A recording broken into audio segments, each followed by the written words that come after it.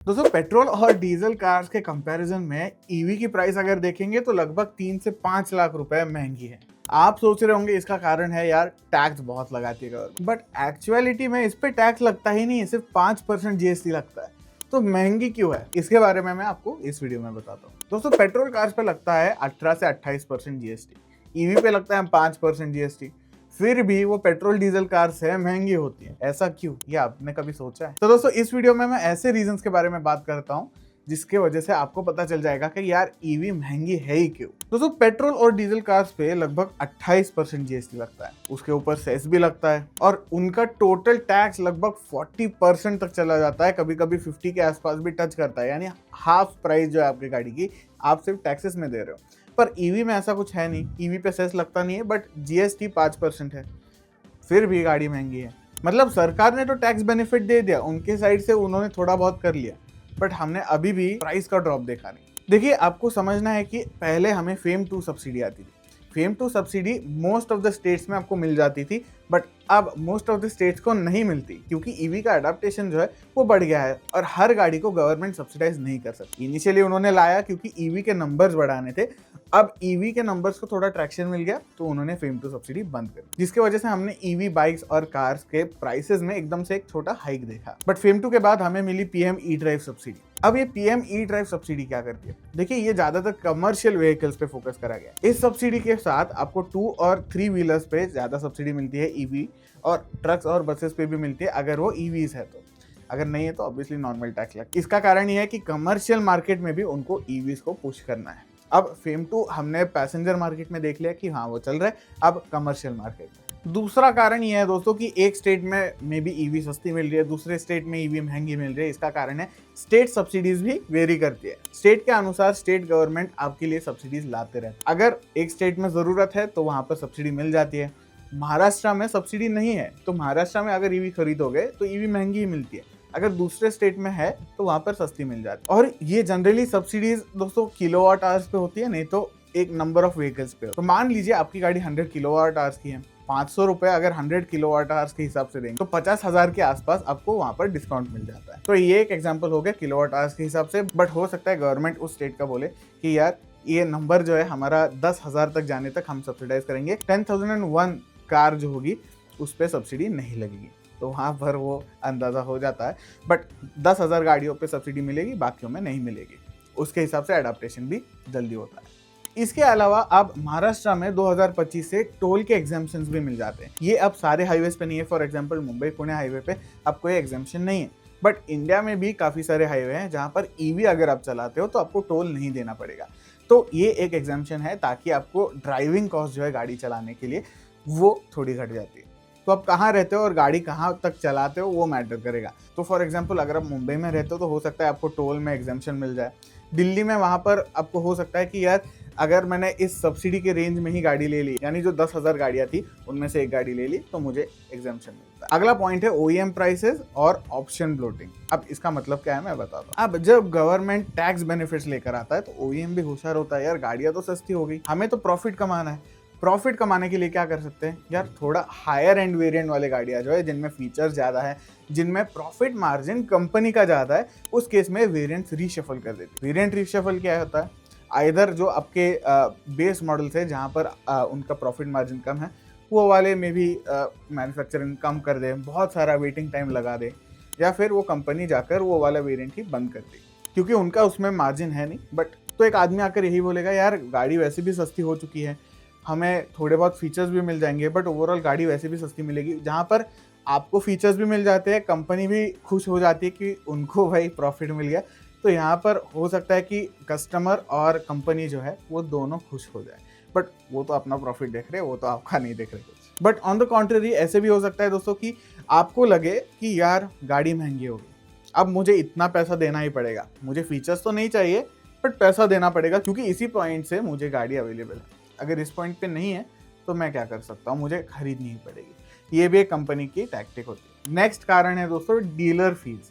अब मान लीजिए कि जीएसटी अब आपको भी पता है कि रिफॉर्म हो चुका है, उसमें गाड़ियों के प्राइसेस कम हो गए, बट डीलर ने तो ऑलरेडी गाड़ियाँ खरीद के रखी हैं। मान लीजिए उसने 100 गाड़ियाँ खरीद के रखी, अब उन 100 गाड़ियों पे उसने मान लीजिए 28% जीएसटी दे रखा है, जहां पर आपको 18% टेक्निकली स्पीकिंग लगना चाहिए। अब उसने 28 के हिसाब से लिया है, 10% मार्जिन उसका एक शोरूम में ही बढ़ गया वहां पर, तो उसके वजह से डीलर आपको बोलेगा यार हम आपको नहीं दे पाएंगे, आप अगर ये गाड़ी लेते हो तभी हम दे पाएंगे, अगर नहीं लेते तो वेटिंग है, बहुत टाइम लग जाएगा, या फिर कुछ और टैक्टिक लगाएगा जहां पर वो बोलेगा कि यार यही गाड़ी ले लो, क्योंकि उनको तो लॉस में जाना नहीं, ऊपर से एक्सेसरीज वगैरह लोगे, वहां पर उनका और भी प्रॉफिट होता है। या फिर ये ऐसे भी कर सकते हैं दोस्तों कभी कभी कि हैंडलिंग चार्जेस ले लिए। मुझे पता है कि होंडा के काफ़ी शोरूम हैंडलिंग चार्जेस लेते हैं। क्या हैंडल कर रहे हो भाई तुम, ट्रक में गाड़ी लाद कर वापस यहाँ पर ला रहे हो, पर ये हैंडलिंग चार्जेस ले लेते हैं और आपको झक मार के देना ही पड़ता है। तो ये भी एक टैक्टिक होती है। नेक्स्ट कॉस्ट आपकी बढ़ती है दोस्तों इंफ्रास्ट्रक्चर और वारंटी में। मैं समझाता तो दोस्तों हमें पता है कि एमजी के काफी गाड़ियों पे आपको लाइफ टाइम बैटरी वारंटी मिलती है ईवी में, बट ये वारंटी क्या फ्री होती है? नहीं, बैटरी की गारंटी देनी पड़ती है ओईएम को, उनका भी अलग से खर्चा होता है। तो मान लीजिए कि रेट गाड़ी का घट गया, बट ओईएम बोलेगा यानी मैन्युफैक्चरर बोलेगा कि यार हम गाड़ी का प्राइस बढ़ा सकते हैं, क्योंकि हमें at the end of the day battery की गारंटी देनी है। अगर बैटरी की गारंटी है तो हो सकता है कि हमारा बायर जो है वो रुका रहे, तो इस केस में कंपनी भी वहां पर पैसा ले सकती है। इसकी दूसरी साइड ये है दोस्तों कि टाटा मोटर्स टाटा पावर के साथ कोलैबोरेशन में काफ़ी सारे चार्जर्स इंस्टॉल करते जाता है, डीसी फास्ट चार्जर्स। ये डीसी फास्ट चार्जर तो फ्री है नहीं, इनको इंस्टॉल करने में भी थोड़ा बहुत पैसा लगता है, लैंड एक्विजिशन लगता है, इंफ्रास्ट्रक्चर के कॉस्ट लगते हैं, मशीन खरीदना होता है, वो वायरिंग करना होता है, वो सारी चीज़ें होती हैं, इनमें एक बहुत बड़ा कॉस्ट होता है। तो कंपनी यहाँ पर भी बोलती है कि हाँ गाड़ियाँ सस्ती हुई है, but at the end of the day आपकी ऑन रोड प्राइस जो है वो घट नहीं पाएगी, क्योंकि हमें ये सारी चीज़ें बेहतर करनी है। तो वहाँ पर आपको पैसा फिर भी देना पड़ सकता है, और उसका एक कारण हो सकता है जिसकी वजह से ईवी आज भी महंगी है। इसके बारे में एक और चीज़ आप सोच सकते हैं कि यार हम बहुत सारे सालों से पेट्रोल और डीजल कार्स चलाते आए, एकदम से हम ईवी पे शिफ्ट करेंगे तो यार इंफ्रास्ट्रक्चर चेंज करना ही पड़ेगा। अगर नहीं करते तो यार चार्जिंग कहाँ करोगे, घर पे नहीं कर सकते, डीसी फास्ट चार्जर पे नहीं कर सकते, तो गाड़ी ही नहीं चला सकते।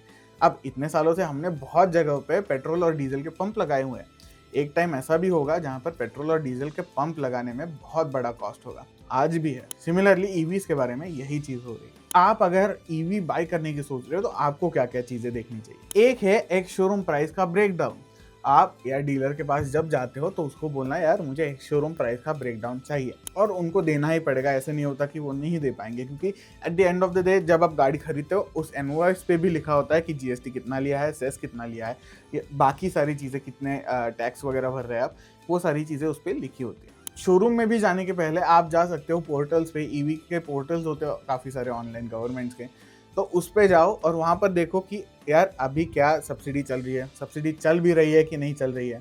थोड़े स्टेट जो है वो अर्ली बर्ड डिस्काउंट दे देते हैं, थोड़े किलोवाट आवर के हिसाब से सब्सिडी देते हैं, तो इसका पूरा डिटेल जो है वो वहाँ पर आपको पता चल जाएगा। तो आप समझ लो कि डीलर ने 28% जीएसटी के हिसाब से गाड़ी खरीदी है, वो आपको चांसेस यही है कि 28% का जीएसटी लगाएगा, बट आप भी थोड़ा विजिलेंट रहिए और उसको बोलिए कि यार मुझे आप 28% लगाओगे या फिर 18% लगाओगे या फिर 5% लगाओगे। ये कोई भी कार के लिए एप्लीकेबल हो सकता है, बट आपको यहाँ पर ध्यान देना है कि 18 या 5 या 28 वहाँ पर आपको कितने पैसे देने पड़ रहे हैं। फिर आपको एक स्प्रेडशीट बनानी है। इस स्प्रेडशीट में क्या कर सकते हैं कि आप कंपेयर कर सकते हैं प्राइसेस। आप अगर गाड़ी लोन पे ले रहे हो तो हमारा ईएमआई कितना जाएगा, अगर गाड़ी ऑब्वियसली ईवी ले रहे हो तो घर पे चार्ज करोगे तो उसका खर्चा कितना आएगा, अगर कहीं जाने की सोच रहे हो तो डीसी फास्ट चार्जिंग का एस्टिमेटेड मंथली आप कितना भरोगे।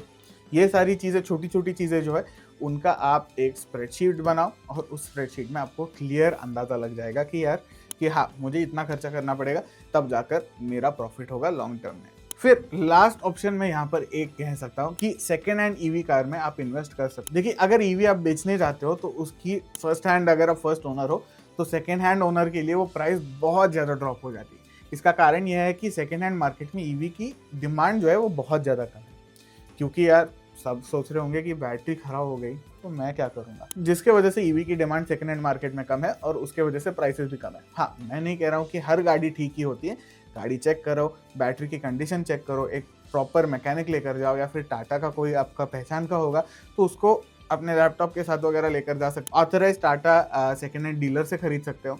ये सारी चीज़ें आप कर सकते हो, क्योंकि ओवरऑल प्रॉफिट जो है वो आपका सेकेंड हैंड मार्केट में बहुत होगा। तो ओवरऑल दोस्तों मैं अगर समरी बताऊं तो जीएसटी रिफॉर्म पे ध्यान दीजिए, सब्सिडी कौन सी मिल रही है वो देखिए, OEM प्राइसिंग इन्फ्लेट हो रहे हैं कि नहीं हो रहे हैं, आपको जो टैक्स ब्रेक्स या फिर GST ब्रेक्स मिल रहा है उस पर थोड़ा ध्यान दीजिए, वहाँ पर आपको वहाँ पर ब्रेक मिल रहा है वो भी समझिए। और अगर ये सारी चीज़ें मैं नहीं पढ़ना चाहते तो सेकेंड हैंड ईवी खरीद दीजिए और खुश रहिए। दोस्तों होपफुली ये वीडियो आपको अच्छा अगर लगा है तो लाइक करिए, शेयर करिए और सब्सक्राइब जरूर करिए। मिलते हैं आपको नेक्स्ट वीडियो में।